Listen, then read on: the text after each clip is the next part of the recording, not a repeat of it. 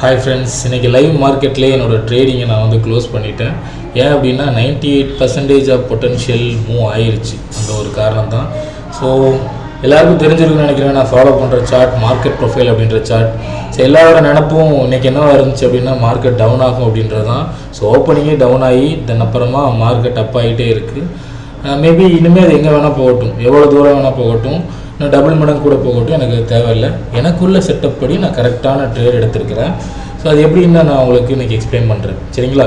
So இன்றைக்கி என்னோடய rule number 4 work ஆகும் அப்படின்னு நான் எக்ஸ்பெக்ட் பண்ணேன். பட் ரொம்ப லோவாக ஓப்பன் ஆகிடுச்சு. மேபி இதுக்கப்புறம் ஒர்க் ஆனால் கூட எனக்கு தேவையில்லை அப்படின்னு தான் சொல்லுவேன். ஸோ அதனால நான் என்ன பண்ணேன் அப்படின்னா மார்க்கெட் கண்டிப்பாக மேலே தான் போகும் அப்படின்னு சொல்லிட்டு நான் எந்த இடத்துல ட்ரேட் எடுத்தேன் அப்படின்னா ஏ பீரியட்லேயே நான் ட்ரேட் எடுத்துட்டேன், சரிங்களா?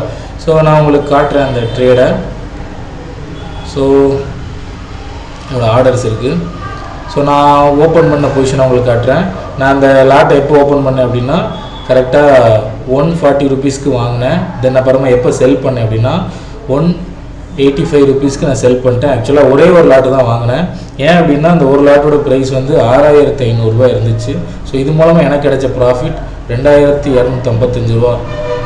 அது மட்டும் இல்லாமல் இன்றைக்கி எலெக்ஷன் டே பார்த்தீங்களா, டைமை பார்த்தீங்கன்னா இப்போ 12:30 ஆயிடுச்சு. தென் அப்புறமா ஓட் பண்ணணும். அது மட்டும் இல்லாமல் குறிப்பாக என்னோடய டார்கெட் வந்து அந்த நாளோட 100% பொட்டன்ஷியலை பிடிக்கணும்னா ஸோ இப்போவே 98% பொட்டன்ஷியலை பிடிச்சாச்சு.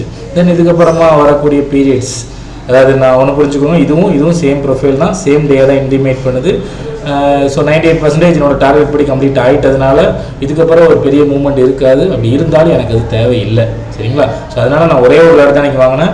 ஏன் அப்படின்னா நான் எக்ஸ்பெக்ட் பண்ணதோட ரொம்ப லோவாக டே ஓப்பன் ஆச்சு. தென் ட்ரெண்ட் டே அப்போ தான் போயிட்டுருக்கு. ஸோ அதனால் நான் ஒரே ஒரு லாட்டு தான் வாங்கினேன். ஸோ இன்றைக்கி என்னோடய ப்ராஃபிட் 2255 ருபீஸ், ஓகேவா?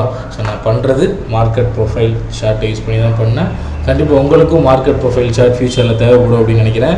ஏன்னா அவங்க கண்ணில் போட்டிருக்க கண்ணாடியை கழட்டிட்டு மார்க்கெட்டை உண்மையிலே என்ன தான் நடக்குது அப்படின்னு நீங்கள் புரிஞ்சுக்கணுன்னா கண்டிப்பாக அந்த மார்க்கெட் ப்ரொஃபைல் சார்ட் இருந்தால் மட்டும்தான் உங்களால் புரிஞ்சிக்க முடியும். ஓகே, நெக்ஸ்ட் வீடியோவில் சந்திக்கலாம், நாளைக்கு சந்திக்கலாம். பாய். நான் போய் ஓட் பண்ண போகிறேன். கண்டிப்பாக எல்லோரும் ஓட் பண்ணிடுங்க, ஓகேவா?